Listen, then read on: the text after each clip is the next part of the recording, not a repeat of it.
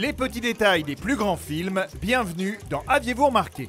Il s'y connaît en l'âme, il emballe comme il veut et il tue les méchants. Machete de Robert Rodriguez est une parodie de film d'action dans la vague de son projet Grindhouse avec Tarantino. Et comme d'habitude avec les deux compères, les petits secrets et clins d'œil sont innombrables. Le point de départ de Machete est le suivant. Un sénateur interprété par Robert De Niro veut stopper l'immigration en construisant un mur à la frontière mexicaine.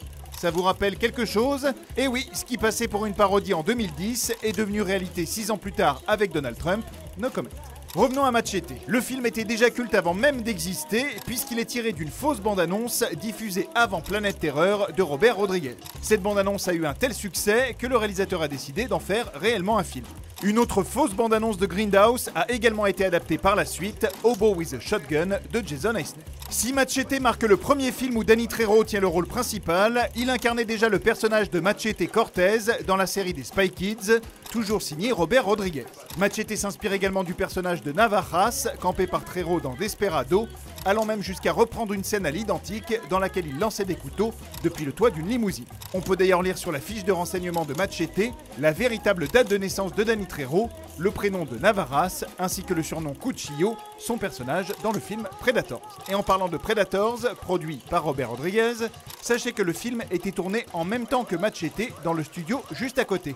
Le réalisateur Nimrod Antal fait même un petit caméo en tant que garde du corps ici.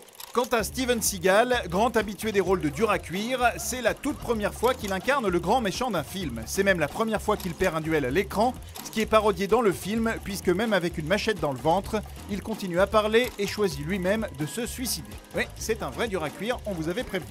Inversement, c'est la première fois que le personnage joué par Tom Savini ne meurt pas dans un film de Rodriguez. Et au rayon de ses acteurs fétiches, on aura reconnu une nouvelle fois le docteur Félix, véritable médecin dans la vie, ainsi que les jumelles de Grindhouse. Quant aux deux jeunes garçons qui traînent avec Luce, il s'agit de Daryl Sabara, le gamin de Spy Kids, et de Gilbert Trejo, le propre fils de Danny Trejo.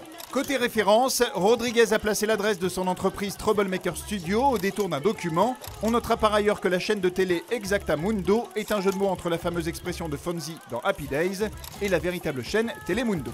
Le sous-titre de la bande-annonce, on lui a fait une offre qu'il ne pouvait pas refuser, est évidemment un clin d'œil au parrain, et la bonne sœur qui tient une arme renvoie à l'ange de la vengeance d'Abel Ferrara. Le plan du mur à la frontière est une référence à New York 1997, tout comme ce plan sur les armes de Machete. Enfin, lorsque Robert De Niro braque une voiture pour s'enfuir, c'est évidemment un taxi jaune, en souvenir de son rôle mythique dans Taxi Driver. Dernier petit détail, le bruit que fait le katana de Steven Seagal est un effet sonore bien connu des fans de la série L'homme qui valait 3 milliards et qui accompagnait toutes les actions de Steve Austin. Mais ça, bien sûr, vous l'avez bien remarqué, non?